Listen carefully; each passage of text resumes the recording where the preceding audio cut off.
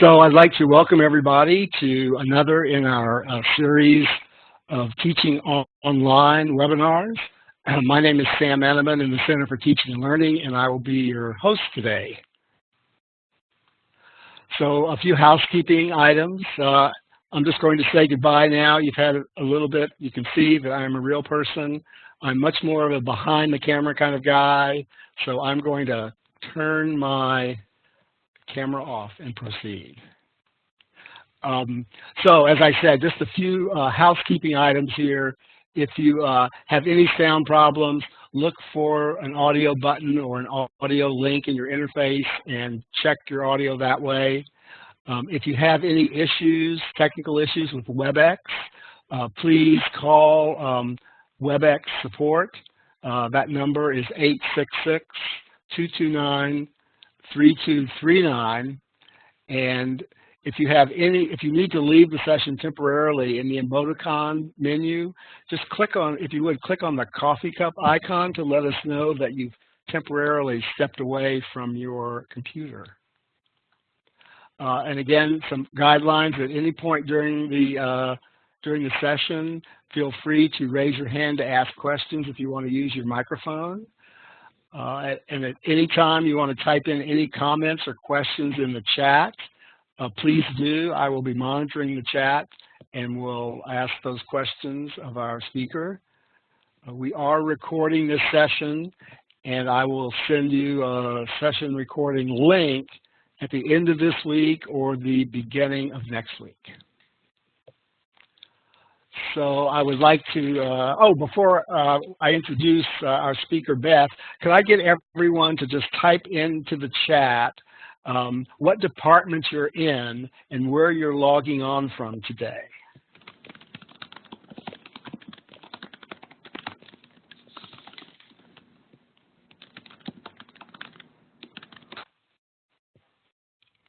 Thank you all. So we got the University Writing Program over in your office, Kat. Jim is in Kennedy. Carrie is in Biological Sciences, and she's at home. Oh, we're sorry to hear you're sick. Kristen is American Studies, also from home. Well, I wish, on behalf of everyone who's here on campus, I bet we all wish we could be at home right now. So I would like to now introduce our session leader, Beth Oyarzun. Beth is just started with us full-time in the Educational Leadership Department in the College of Education. But she has a lot of teaching experience. She's been teaching online for more than 10 years, and she was an online student for more than 5 years. And her research is a lot about the effective instructional strategies for online learning. So everybody, please, let's welcome Beth. Hi, everybody. Can you see and hear me okay?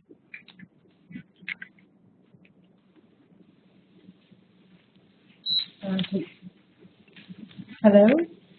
Yes. Yes, I got one, yes. Yes, you're okay, fine, and I have given you presenter control. Okay. I'm just going to then share my screen. So your screen will change just a little bit because I'm going to share my desktop. Is everybody seeing my PowerPoint slide hopefully now? Okay. And thank you, Sam, for that lovely introduction. Yes, my name is Beth Oyarzun, and I'm a clinical assistant professor of instructional systems technology in the Educational Leadership Department. And a few of you around campus, University Writing, ITS, American Studies, and Biological Sciences, it says. So I'm hoping to gear this training towards your interest. So as we get into some of the examples, I may ask you to provide examples from your area because I'm not necessarily an expert in biological sciences or American Studies, but I was going to share some research-based assessment practices and assessment practices that I've used in my own courses, also assessment practices that I've experienced as a student. So there's a mixture of different sources that this information comes from. But at the end, I will also provide some additional resources that I used in further reading in case you're interested in delving into this topic a little bit deeper. Please feel free to stop me at any time and ask questions. You can type in the chat. I think Sam is monitoring, hopefully, or you can use your microphone and ask questions at any time. Okay. We'll get started. So first of all, for assessments, effective assessments are usually based off the learning outcomes or objectives of the course. So the first thing you want to ask yourself, whether it's an online or a face-to-face course, is what do you want the students to be able to do when the instruction is complete? And this is a picture of Bloom's taxonomy that is often used to write those learning outcomes to make sure they're measurable. And you can see at each level, the bottom level is the lowest level of remember, which is recalling facts, all the way up to create, which is the highest level where you're constructing or developing or formulating papers or products. The reason you want to think about this first is to design your assessments to match what the level of the course is and what you want them to do when the either module or their course is complete. So then I like to think about when I'm designing a course. From there, once I really decide what I want them to be able to do, I then look into low stakes versus high stakes assessments or lower level versus high level assessments. So on the lower level, you'll see on the left is remember, understand, apply, or the lower level of that triangle, the lower three levels. And those types of assessments that you can use are quizzes, tests, assignments, discussions, journals, surveys. So these are smaller assessments that don't take a lot of time and thought. It's more of like a checkpoint to make sure that they have gained the content from a module or a reading. And then you have the higher level assessments on the right, which are the higher level of the triangle, which is analyze, evaluate, and create, which these are bigger assessments or projects, which are exams, projects, papers, presentations. And the wheel here in the middle is a little overwhelming probably, but let me see if I can explain it for you. In the very center of this wheel, you see the different levels of Bloom's taxonomy. And then you can see as you move out within that level what kind of verbs could be used to write the outcome or objective, and then what kind of products might be produced from that level of Bloom's taxonomy. So these are just to gather ideas. And when you're thinking about assessments for your class, you really want to make sure you have a variety, especially for online, which brings me to my next slide. So for online assessment best practices, and this comes from research articles that you'll see at the end, and I'm going to talk briefly about and give examples from each of these bullet points. A variety of assessments is advised just for maintaining engagement for the course. So if an online course, for example, is designed where every single module you have a discussion and a quiz and an assignment, and then the next module is a discussion, a quiz, and an assignment, towards the end, students might, get bored with that same thing happening each assignment. So it is advised to vary them. So maybe you have a discussion this week, you might have an assignment next week, you might have a project that's a group project that spans several modules with some quizzes in the modules to make sure that they are gathering the reading they need to produce the project. So a variety of different assessments. Assessing often. Online is different than face-to-face, and so the traditional giving an exam in the middle of the course and an exam at the end of the course, or having large projects submitted at the end of the course is not necessarily advisable. You need to have checkpoints to make sure that they are following along with the instruction in the course. If it's a large project for the class, a lot of research and and I've experienced this as well. Breaking that up into pieces can be helpful, like a project part 1, project part 2, project part 3, and then have them submit the entire full project at the end of the course, but they have some graded pieces along the way to make sure that they're staying on track. Timely and quality feedback is very important, which can also be time-consuming and online, which I'm going to go over some strategies for that in a moment. And allowing for student choice when appropriate. And this and authentic assessments kind of rolls in together. Cheating is a big topic for online learning. Cheating is a lot easier to do when teaching online. Copy and paste, or just in general in today's 21st century society, cheating is easier plagiarism. And so it's encouraged, especially for online learning, to create authentic assessments that they may not be able to necessarily find the answers for or a paper for online. For example, and this is an example of student choice as well, if a traditional assessment might be detail the major happenings of the Lincoln presidency, you know, an authentic assessment that would be similar to that and say, take the Lincoln presidency and a modern day president and compare their major accomplishments. So that might not be as easy to find information on. It may be more unique and authentic. So they have to then analyze those major events, but then compare them in some way that might be unique. And it also gives them a little bit of a choice that can help increase motivation so they can choose something about that topic. It can also help you with grading because you're getting different types of products that instead of the same product over and over again. So that can be more interesting for your grading as well. Does anybody have an example or a thought about any of these best practices and how you might be able to apply them in your setting?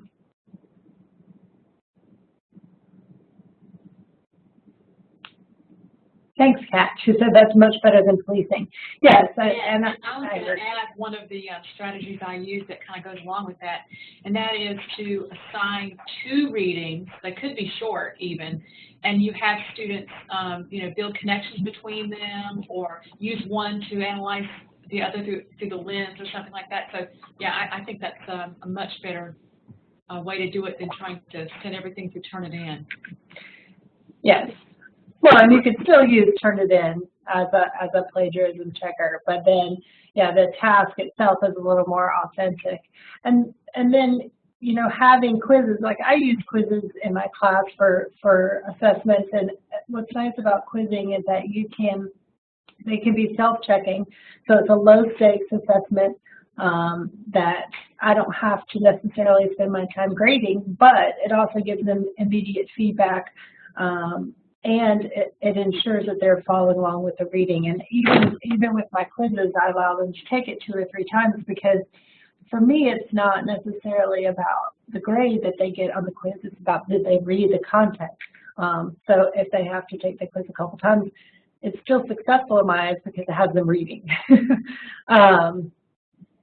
Variscite is the new assessment tool. Who said that? Let's see. Sam. Says, for the record, our new plagiarism tool is Variscite. And to use Variscite, though, you have to have the student sign off permission slips, I think, or permission forms. And Kat says she really wants to understand how to use quizzes better. And I'm going to demo some of the quiz features in Canvas as we get a little further along in the slides too, and surveys as well. Because using a survey, an ungraded or a graded survey can be helpful in getting feedback from the students about how the course is going. So not only do you want to provide them quality and timely feedback, but you want to get feedback from them on how the course is going, and that can help you decide how to edit the course for the following time you deliver it, or even as the course is ongoing.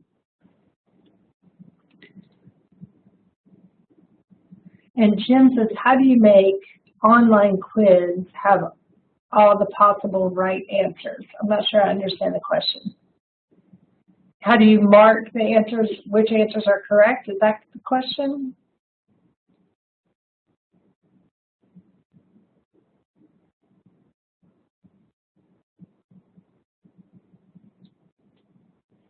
Jim, you can certainly ask your question via your mic if you want. Yeah. I just want to make sure I understand it correctly before. There are ways to make sure the quizzes are marked with the correct answers, and I'll show you that when we get to the Canvas demo in a moment. Oh, he's muted and can't unmute himself. Sam, can you unmute him? Or can I? Okay, you're unmuted now, Jim. Okay. My online classes, I have quizzes that I leave out there for the students. And, you know, the question will be something like, what is one tool or technique for scheduling? And it could be capitalized. It might not be capitalized. The students might misspell it. Sometimes it's 2 words and they'll hyphenate it. Sometimes it's a word like replan. Some people hyphenate, some people don't. And I've had a real frustration trying to put as many right answers out there to a question as I can. And maybe my problem is I'm asking them to do fill in the blank, but I felt like forcing them to think about an answer rather than just giving a multiple choice was a better learning instrument. So I'd like some feedback on all of that. Thank you. Yeah, and using the short answer is definitely the issue there, and having, I think, and I'm not as well versed, and Sam may have to jump in on this one. I think you can have it, or at least in other elements that I looked at, you can have it ignore whether it's capitalized or not, and then putting the list of possible correct answers, like you said, you're already doing that. The other option is to put it in as an essay instead of a short answer, but then you would have to go in and manually look at it and grade it. It wouldn't grade itself. But then you could give it credit if it's correct, no matter how they wrote it, whether it was hyphen or not. Sam, do you have any insight there?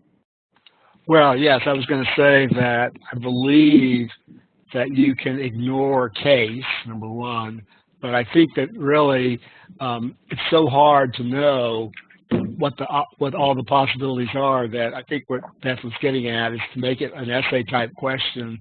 You'll have to go in and grade it though, because you know there's no way to predict what all the possible right answers might be. Right, and the other option would be to make it multiple choice, which it sounds like you're wanting them to think a little bit more thoroughly instead of just choosing an answer. So I don't know that that would be the route you would want to take. Yeah, and allowing them to take it multiple times is helpful. And I have in my undergraduate course a short quiz every module that they take multiple times, and I do have some short answer questions in there that I grade automatically. And it pulls a random amount of questions for those quizzes, and so there may be 1 or 2 short answer per student that I have to go in and grade. It's not a whole lot, but I still do it that way. And I leave those in there for the same reason you do, Jim, is to make sure that they are having, it's not all just multiple choice, but they have to actually type in some answers and think through it a little bit further. But it is a little less, but I only have to do a couple per student.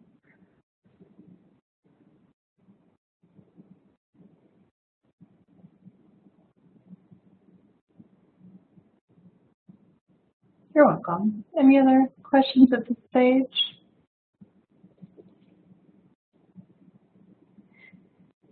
Okay. With this being said,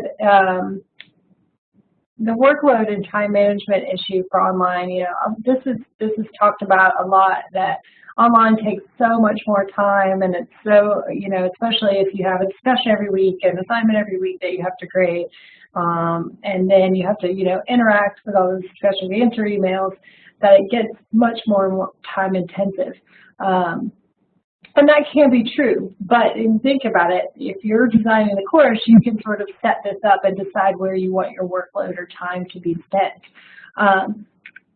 And this is where some of the other low-stakes assessments can be nice, whether you're using a self-created quiz or a survey that is giving them feedback, which I'm going to show you when we get to the Canvas in a minute. You could have group assessments or assignments, and this is where you could have, if it's a large class especially, you could have them do an assignment in groups that has its own host of different issues that faculty run into, whether, you know, groups aren't pulling their weight or this or that. And there's all kinds of strategies to improve that as well. But what's nice about doing group assignments, especially if you set them up in Canvas, is that when you input a grade for that group, it distributes to all the other group members. So if you had a class of 30 students and you put them in groups of 4, then you don't have to grade, you know, so many assignments and it would be done. So that could help your workload. You could also have peer assessments. That's also ability to set that up in Canvas. This is where they could grade each other via a rubric that you could, Carrie says, group projects. And it's suggestions for motivating group members. Thank you, Carrie. And yes, students and faculty complain, I think, a lot about group assignments. And honestly, I think it's the way that they are designed. You have to design them very, very well with a structure. And if you look at cooperative learning and collaborative learning research, you'll see some of these suggestions where they have each group member understands their role in the group. They get to evaluate each other's performance in the group.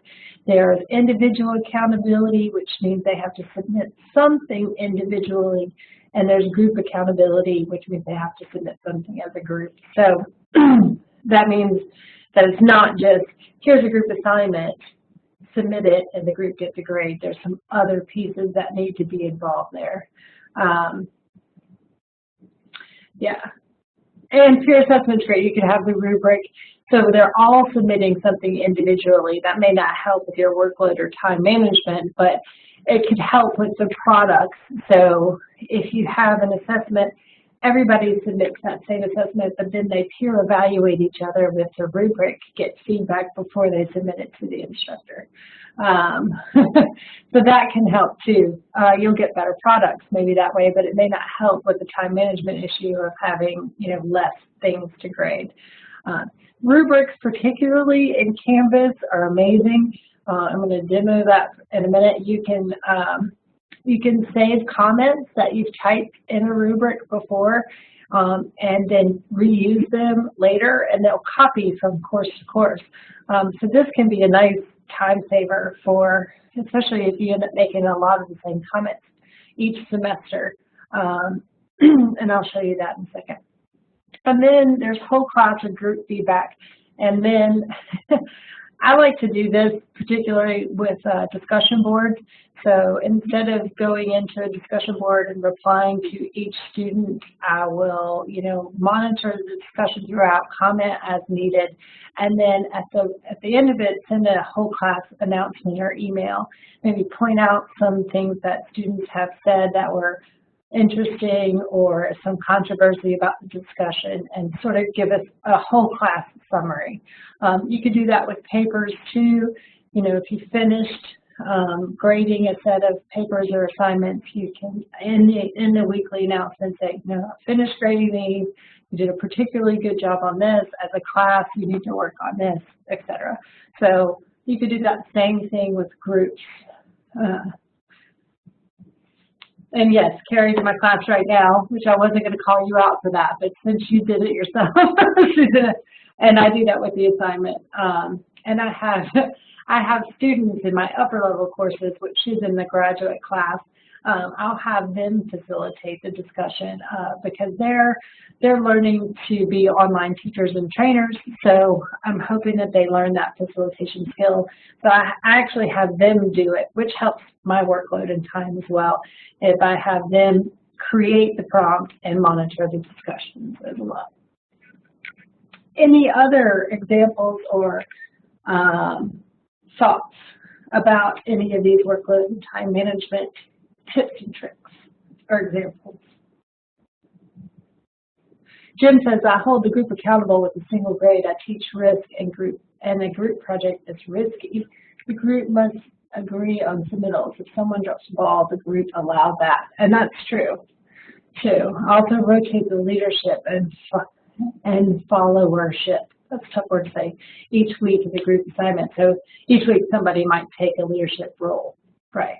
So that's sort of giving them a role. And I think giving somebody accountability as a leader helps with that as well.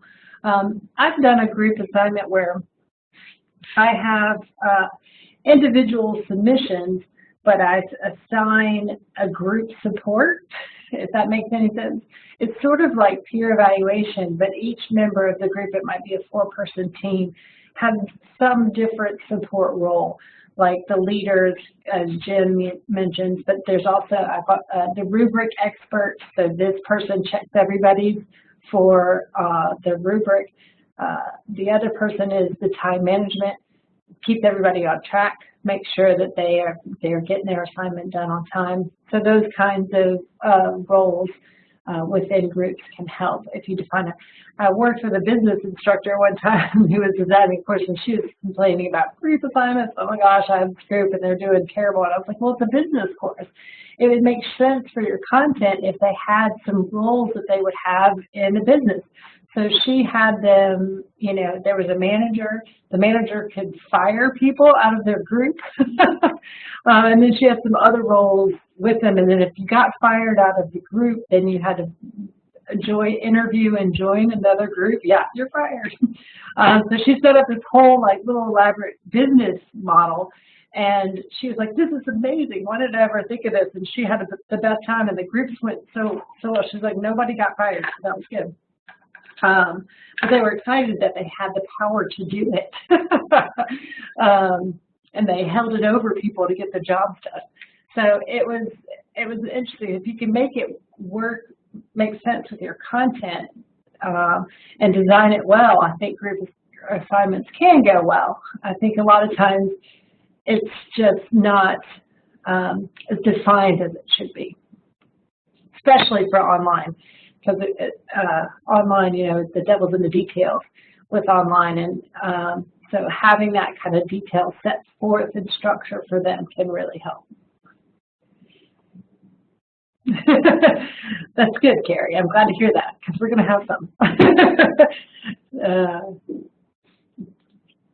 So now I want to transition into Canvas to show you some of these features that I'm talking about. First of all, and this is just a test course that was set up by Sam for us to play with. And I wanted to go in and look, and if you want me to demo anything, anytime, just stop and tell me. I'm just going to sort of go through my list, but if there's anything else you want to see, let me know. Let's see, what did I have first? Feedback. So if you have an assignment, and I've done this for one of them because I was afraid I wouldn't have access to the grades, but let's just say you have one of those papers, and as an instructor, we all know kind of what that means, but this is something I submitted for a QM course I was taking. That it's going to take you, you know, about an hour to write what you really want to write about the feedback on the paper. It's not done as well as you would like, or assignment, whatever it may be. There's a nice feature in the feedback that you can create a video. And if you click on this little play button, it's media comment, you can create a video and talk to the student instead of typing out all of that feedback. I only use this when I have a lot of feedback to give on a particular assignment. But you can see I've done one here, and it just pops up, and you can talk to them.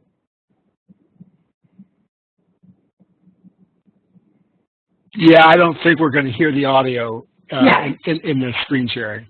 Yeah, no, that's fine. But you could sort of see that it's me talking to the student, and you could do that instead of typing up all the feedback, and that might be helpful for that time management issue. Another thing you can do is the speech recognition button. And I don't know if this will work with my camera on, but this is nice too. It'll take what you're saying and type it into the box. So let's see if this will work. You just click record. Testing 1, 2, 3. And then you could submit a comment. So I would just pop in and say that speech recognition is only available in Google Chrome. Oh, okay, only in Google Chrome. Well, that's all I use. No wonder I love it. Right. So it's good. Yeah, my experience has been you just have to talk maybe just a little bit more slowly than you normally do, but it's pretty accurate. Yeah, it is pretty accurate, and I've noticed it's really not bad. And I don't even have my headset with my mic. This is my webcam mic that I'm using. So I think it is. And I did the one right before that earlier today, the please try to improve your APA. I did that the same way by voicing it into the type, which can be a nice time saver. Any questions there? So these are just ways to personalize the feedback and make it a little more robust and save you some time on the end as well. Let's see, what did I have next that I was going to do? Rubrics. Okay, I mentioned to you before that Rubrics save comments. So in order to do that, you have to create an assignment first and then add a rubric to. So I've created this test assignment, and you just do that by add assignment. And once it's created and published, you can add a rubric to it, which I have done here. And you can see you can edit this rubric, and I just called it test assignment. I added a couple of criteria. You could add more. I'm just going to call it more criteria. And I usually like to write the free form comments, but you could, put detailed ratings in here as to what 0 points and 2 points would be. But I just usually use it, and I type in the box for each one and use this rubric for grading. Okay. So then from a student perspective, which I have our little student in another browser over here. Hang on. But I can't move them over. Uh-oh, did I freeze? Hello? Yeah, can you find it just by in your taskbar? Can you click on the other browser down at the bottom there in your taskbar? Oh, yeah, maybe. It's on my other screen and it won't let me drag it over. Anyway, let me see if I can go into the settings as a student from here. If you don't know how to do this, this is very helpful too. If you go into settings and then student view, this will show you the student view from your test student that's in your gradebook. So let's submit something. I think I already submitted something to this, but I'm going to resubmit it. I don't know what that is, but we'll try it.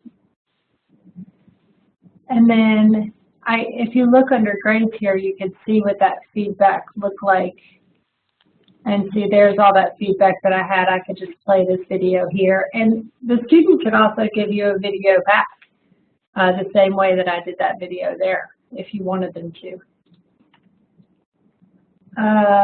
So if I go to grades, I was trying to show you the rubric. Hang on. So here's my test student, and I'm going to go into the SpeedGrader and see it has the View Rubric button here. So if I click on that View Rubric button, I can, like I said, use the free form comment and see it here. It says Save for Reuse. So if I type a comment here, which you can't do the audio comments, but you type a comment here, I can then save it for reuse later. And what happens is when I go back into this rubric, I get a drop-down menu of all the comments that I've saved for reuse. And that travels when you go from course to course. So all the comments that I made last semester will show up in this drop-down menu for this semester, and I can select them just to personalize them, which is helpful over time. You build a whole bank of comments. But to do this, you have to add the rubric. Course to course, yep. Yes, it does, which is really nice.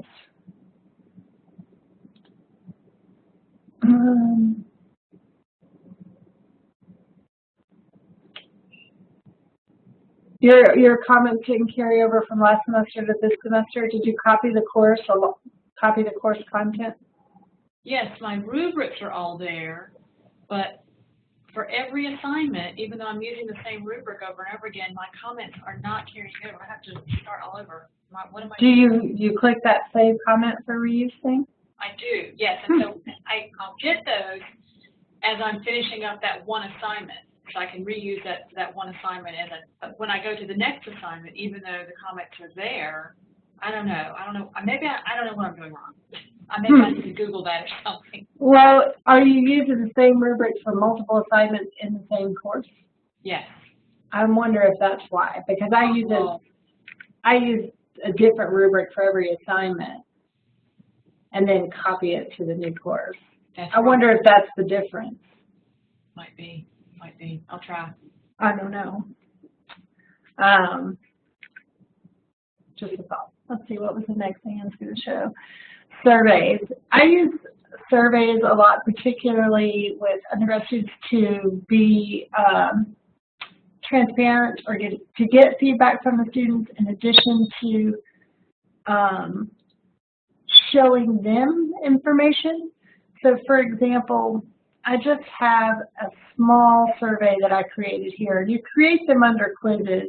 You just create a quiz, and then you have an option to make it a graded quiz or a graded or ungraded survey. And I usually make these as ungraded surveys, and you get all the options that you would get for a quiz under an ungraded survey. So I made one here. And I just put 2 questions as samples of types of questions I might put in a survey for my course. It was like, what connections did you make in this week's reading to your profession? Or did this week's activities have an impact on you professionally or personally? One of these is you could do participation points for a graded survey. So it could show up in the grade book, and you could assign 1 or 2 participation points or 5 or how many ever. So it doesn't necessarily grade each question, but it comes out as participation points. So if they complete it, they get the points. Does that make sense? So one of these questions here is a multiple choice question, and one is an essay question. And so as a student, if I go in and fill that out, the instructor can get a report of how these questions were answered, both short answer and multiple choice, and you could give that information back to the students and say, look, 50 to 75% of the class had an impact from this week's reading on them personally or professionally, depending on how you set up those answers. And this is what they said about that, and these are some interesting comments. So it can give just a snapshot of what's going on in the course and make it personalized for the people in that course right now. In my 5100, it's not my highest level course, but it is a grad course. I have one of these in each module that sort of serves as a self-checklist for the student. Did I do everything that I needed to do this week? And then a couple of reflection items. And I will get the report from the questions, and nobody's filled this one out. But I will go in and get the report, and I'll take a snapshot of it, and I'll send it in my weekly announcement and say, this is what you thought about this week, and this is how it's impacted the class. Now we're moving forward to this topic. So let's think about how it might impact you in this way. So it's a good way to be transparent and make it personalized to just a semester of students.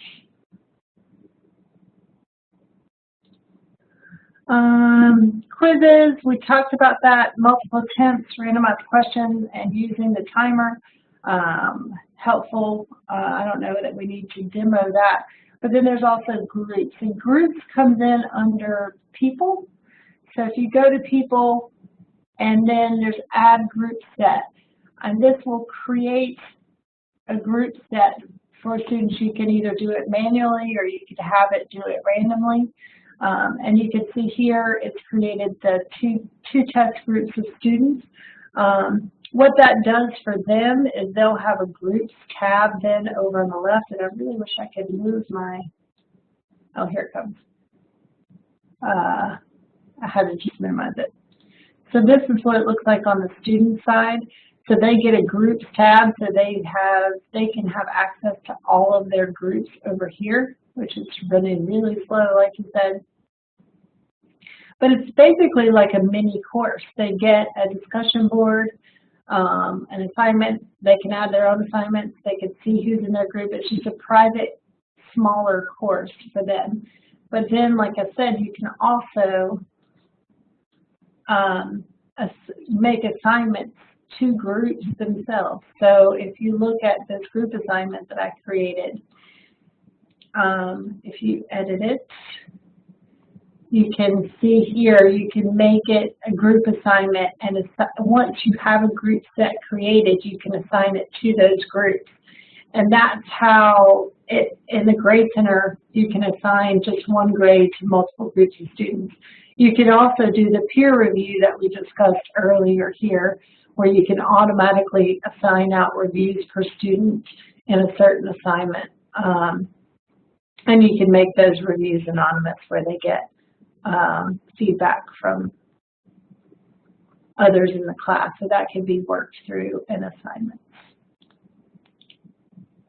Anything else you wanted to, oh, presentations. You could do presentations as well instead of just papers and online. There's lots of tools, but inside Canvas there's something called Kaltura where they could do a multimedia assignment. Under a set edit assignment, you can see that by the types of files, you can have them submit a media recording, and that could be some sort of presentation. And there's the Variscite that we mentioned earlier to have them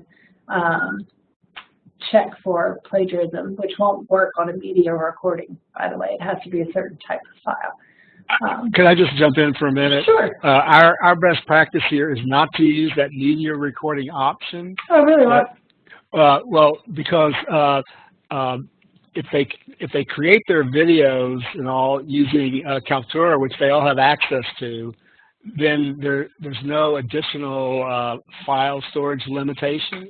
Mm-hmm. So instead of making it an online submission, I think if you go over there, there's an external tool. No, it's for the submission type. Mm-hmm. And so you use an external tool, and then well, okay, it can't do it in groups. Okay, well, in any event. No, the actual, if you want them to create a video, then what you can do is you don't use the media recording, but you just make it like a text, online text, and then they can go in and they can embed the video in the text editor from Kaltura. Yeah. Here. Yes, exactly. Got it. So if you've enabled My Media in your course, your students will also have the ability to do that in the course. And could I just say one more thing? Sure. Another piece, I don't know if you're going to mention it, is the ability to create video quizzes where you can actually add quizzes, embed quiz questions in any video that you create. And those can be added to your gradebook as well. So yeah, if this is a question that I created, if you had media, you could add images or videos as part of quiz questions right here too. Or you could use a YouTube video and embed it with the HTML editor as well, which is a little bit. Well, actually, what I was saying is that if you have a video, you can turn it into a video quiz, and you can embed the questions in the video. Oh, in the video. It stops at a certain point in the video, and the students can answer a question before they move on. So it's just another option for assessing. Got it. The only the limitation to the video quiz right now is that it will only take multiple choice questions. Yeah, I would think it would be hard to put an essay question in the middle of the video. Kat wants to know that's through Kaltura.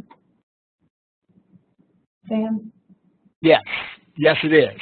So the short of it is that when you do a video quiz, Kaltura makes a copy of your video, so you still have your original video, and it makes a video quiz out of a copy of the video. So, and then there's a special way to link to that so that it will appear for the students and appear in the gradebook. Nice. Thank you, Sam. All right, so moving on, these are the readings and resources that are provided, and I'm sure Sam can email out this PowerPoint so you have access to these articles, but this is some of where I found information that was displayed in this presentation and some further reading if you're interested in doing so.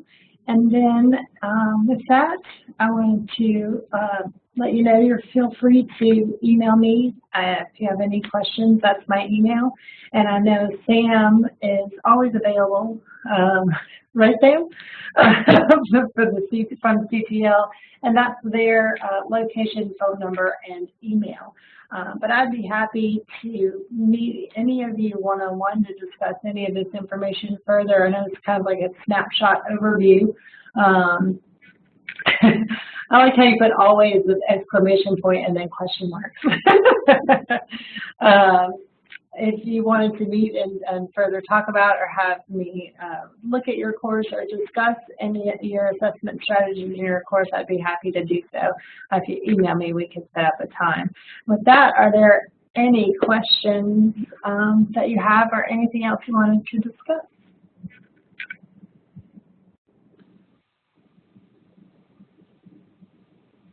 Well, Beth, can you go ahead and stop the sharing? Sure. And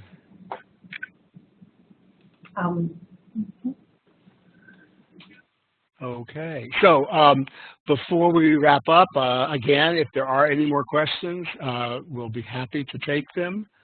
And since we're coming up on the on midday, I want to offer everybody a virtual dessert before you have lunch. So while you're contemplating which one of those desserts that you want, if you want to let us know your selection in the chat, that would be great.